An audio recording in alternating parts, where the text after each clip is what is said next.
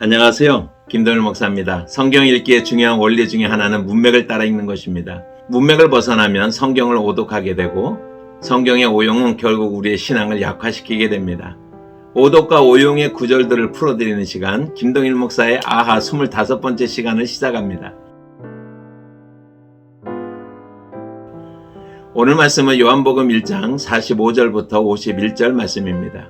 빌립이 나다나엘을 찾아 이르되 모세가 율법에 기록하였고 여러 선지자가 기록한 그 일을 우리가 만났으니 요셉의 아들 나사렛 예수니라.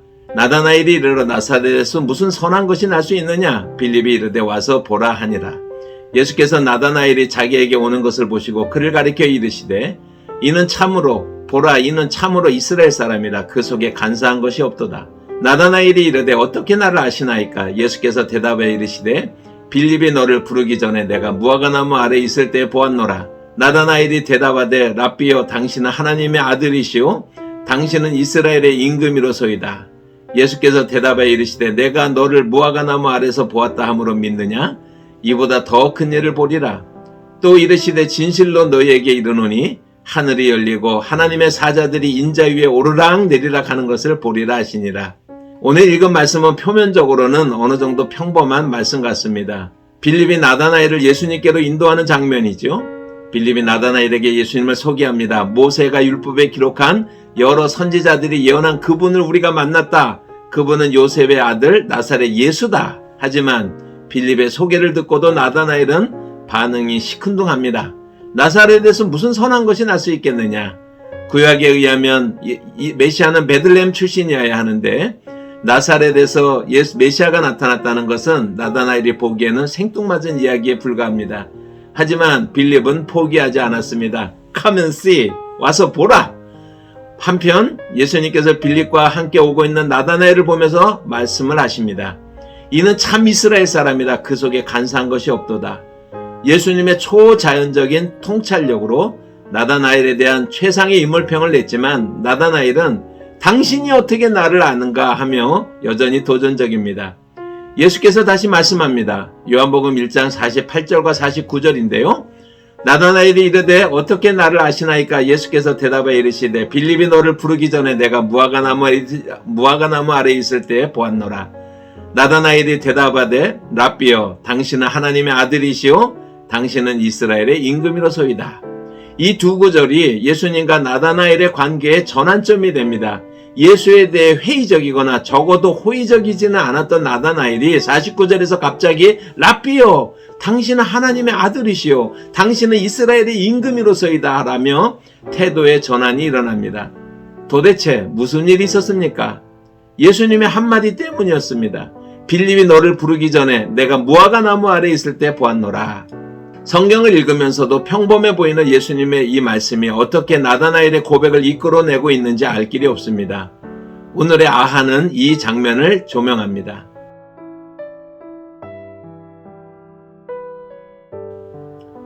결론을 먼저 말씀드리면 빌립이 너를 부르기 전에 내가 무화과나무 아래 있을 때 보았노라는 이 예수님의 말씀은 유대적인 전통에서 이해해야 한다는 점입니다. 무화과나무 아래는 특별한 장소입니다. 유대인들은 성인 남자 10명이 모이면 회당을 세웁니다. 하지만 회당이 없는 곳이나 회당에 나갈 수 없는 환경에서 유대인들은 율법을 공부하기에 좋은 장소로서 무화과나무 아래를 추천하고 선호합니다. 무화과나무 아래는 율법 공부하기 위한 공식적인 자리인 셈이죠. 그러니까 내가 너를 무화과나무 아래서 보았다는 것은 단순히 내가 너를 무화과나무 아래서 보았다는 것을 넘어서서 무화과나무 아래서 율법을 공부하는 것을 보았다라는 말이 됩니다. 나다나엘이 율법 교사였는지 학생이었는지는 확실하지 않습니다. 하지만 지금 예수님은 율법 교사와 학생들이 율법을 토론하던 자리에 나다나엘이 있었고 예수님은 그 사실을 말씀하고 있는 것입니다. 이 말씀을 듣고 나다나엘은 예수님을 향한 49절에 고백을 한 것입니다. 랍비여 당신은 하나님의 아들이시오 당신은 이스라엘의 임금이로소이다. 이야기는 여기서 그치지 않습니다. 예수님께서 한 걸음 더 나아가십니다. 요한복음 1장 50절 말씀입니다. 예수께서 대답하여 이르시되 내가 너를 무화과나무 아래서 보았다고 함으로 믿느냐? 이것보다 더 큰 일을 보리라. 이 말씀은 이런 의미가 됩니다. 너는 내가 너를 무화과나무 아래서 율법을 공부하는 것을 보았다는 말을 듣고 나를 믿느냐? 내가 그거보다 더 큰 것을 말해줄까? 가장 큰 가능성은 무화과 나무 아래서 율법을 공부하며 토론했던 내용, 즉 구약의 어느 부분을 토론하고 있었는지를 말씀하고 있는 것입니다. 그리고 그들이 토론하고 있던 내용이 바로 51절이고 이후 51절을 들은 나다나엘은 큰 깨달음을 얻고 예수님의 제자가 됩니다. 그런데 문제는 51절이 우리에게 쉽지가 않다는 것입니다. 요한복음 1장 51절을 읽어드립니다. 또 이르시되 진실로 진실로 너에게 이르노니 하늘이 열리고 하나님의 사자들이 인자 위에 오르락내리락 하는 것을 보리라 하시니라. 이제 51절을 설명드리겠습니다. 이 51절은 누가 보더라도 창세기 28장을 떠올리게 되어 있습니다. 아버지 이삭과 형 에서를 속인 결과로 야곱은 아버지의 집 브엘세바를 떠나 외삼촌이 살고 있는 밧단 아람으로 길을 떠납니다. 도망가는 것이죠. 도중에 베델에 이르러 돌베개를 하고 잠을 자던 중에 꿈에 한 환상을 경험합니다. 창세기 28장 11절과 12절 말씀입니다. 한 곳에 이르러는 해가 진지라. 거기서 유숙하려고 그곳에 한 돌을 가져다가 베개로 삼고 거기 누워 자더니 꿈에 본즉 사닥다리가 땅 위에 서 있는데 그 꼭대기가 하늘에 닿았고 또 본즉 하나님의 사자들이 그 위에 오르락 내리락 하고. 문제는 예수님께서 나다나엘에게 갑자기 이 말씀을 하셨는지, 왜 하셨는지, 이것이 지금 나다나엘에게 무엇을 설명한 것인지, 창세기 28장에 야곱이 돌베개하고 잠을 자던 베델의 경험과 예수님의 관계는, 이 설명은 무슨 관계인지, 이 모든 것이 우리에게는 쉽지 않습니다. 우선 하나의 가능성을 제시하면 나다나엘이 무화과 나무 아래 율법을 공부할 때 바로 창세기 28장의 이 사건을 가지고 토론의 주제를 삼았을 가능성을 이미 말씀을 드렸습니다. 사실은 꼭 그렇게 연결시키지는 않아도 상관은 없습니다. 51절을 이해하려면 유대 신학을 이해해야 합니다. 구약 성경의 아람어 번역본을 탈굼이라고 합니다. 탈굼에는 랍비들이 주석을 기록해두기도 하는데 유대 랍비들에게 야곱의 꿈 이야기는 대단히 중요해서 창세기 28장 12절의 야곱의 꿈의 탈굼 번역본에 이렇게 주석을 달아놓았습니다. 야곱이 자기 집을 떠나 밧단암으로 가는 길은 천사들이 호위하고 있었다. 야곱이 베델에서 잠이 들자 천사들이 야곱의 얼굴을 훔쳐보고 하늘에 올라가서 보좌 위에 하나님의 얼굴을 보았다고 자랑하였다. 하지만 하나님의 보좌에서 하나님을 섬기던 천사들은 그 보좌에 앉으신 이의 얼굴의 광채 때문에 한 번도 하나님의 얼굴을 보지 못했다. 그런 천사들이 하나님의 얼굴을 보기 위해 하늘에서 야곱이 잠들어 있는 베델 그 들판에 사다리를 놓고 내려왔다.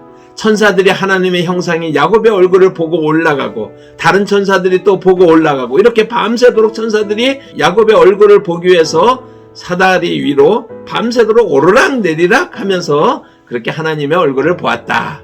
결론적으로 땅 위에 야곱의 진정한 실체가 하늘의 하나님이시고 하나님의 형상의 모조품이 야곱의 얼굴인 것입니다. 천사들이 야곱의 얼굴을 보고 하늘의 하나님의 본체의 영광스러움을 헤아려 볼 수 있게 되었다는 것이죠. 유대인들에게는 야곱은 하나님의 언약 백성의 조상으로서 바로 하나님의 아들인 것입니다. 창세기 28장과 요한복음 1장 사이를 연결하는 유대 신학을 이해를 하는 것을 먼저 바탕으로 해서 요한복음 1장 15절을 설명하겠습니다. 다시 한번 읽어볼까요? 또 이르시되 진실로 진실로 너에게 이르노니 하늘이 열리고 하나님의 사자들이 인자 위에 오르락 내리락 하는 것을 보리라 하시니라. 창세기와 요한복음에 중요한 차이가 있습니다. 창세기는 하나님의 사자들이 야곱 위에 오르락 내리락 했지만 요한복음에는 하나님의 사자들이 인자 위에 오르락 내리락 합니다. 유대인들은 야곱이 현실에서는 비록 에서에게 쫓겨 도망가는 신세이지만 그는 하나님의 백성들의 조상으로 하나님의 아들로서 하나님의 영광에 참여하는 존재임을 부각시키고 있습니다. 그런데 예수님은 이러한 유대인들의 해석에서 한 걸음 더 나아가서 창세기 28장 12절은 그림자이고 그 본 형상이 요한복음 1장 51절이라고 나다나엘에게 설명하고 있는 것입니다. 곧 야곱은 그림자이고 하나님의 얼굴의 모조품이지만 그러나 예수님은 야곱의 본체이고 하나님의 형상 그 자체이신 분이라는 것이지요. 그래서 하나님의 사자들이 밤새도록 오르락내리락 하면서 보았던 그 하나님의 형상은 인자로 표현된 예수 그리스도인 것입니다. 그것은 바로 다니엘 7장 9절부터 14절의 반영입니다. 다니엘 7장을 설명하려면 또 다른 아하가 필요하기에 여기서는 생략하기로 하고 결론만 말씀드립니다. 지금 예수께서 나다나엘에게 소개하는 요한복음 51절의 인자는 바로 다니엘이 보았던 하나님으로부터 통치의 대권을 물려받은 바로 그 신적인 존재를 가리키는 것으로 그 인자가 예수님이며 예수님은 하나님의 통치의 대권을 시행할 메시아임을 나타내는 것입니다. 지금 이것을 나다나엘에게 설명하고 있는 것입니다. 지금까지 요한복음 1장 43절에서 51절을 살펴보았습니다. 나다나엘이 빌립의 이끌림을 받아 예수께 나오지만 시큰둥했던 나다나엘이었습니다. 하지만 예수님을 알게 되고 예수님의 제자가 되는 이야기입니다. 나다나엘은 빌립의 강청에 이끌려 예수께 왔지만 예수님은 나사렛 출신이라는 말을 듣고 나사렛에서 무슨 선한 것이 날 수 있겠느냐며 회의적이었지만 내가 너를 무화과 나무 아래 있을 때부터 보았다는 말에 입장을 완전히 바꾸어 당신은 하나님의 아들이시오 이스라엘의 임금이시라라는 놀라운 신앙 고백을 합니다. 뿐만 아니라 51절의 설명을 듣고 나다나엘은 바로 예수를 따르는 제자가 됩니다. 그가 바로 바돌로메입니다. 이처럼 51절은 예수 그리스도께서 자신을 드러내 설명하시는 대단히 중요한 장인데 우리는 이 구절을 주목하지 않았습니다. 하지만 요한복음 1장 51절은 예수 그리스도께서 하나님의 아들 곧 아브라함과 이삭과 야곱을 잇는 나아가 다윗의 혈통을 잇는 하나님의 아들들과 질적으로 다른 독특하고 유일한 하나님의 아들 독생자이심을 나타내는 엄청나게 중요한 구절입니다. 감사합니다. 다음 주에는 김동일 목사 아하 26번째 시간으로 요한복음 2장 1절에서 11절을 본문으로 가나의 혼인잔치에 대해 설명드리겠습니다. 감사합니다.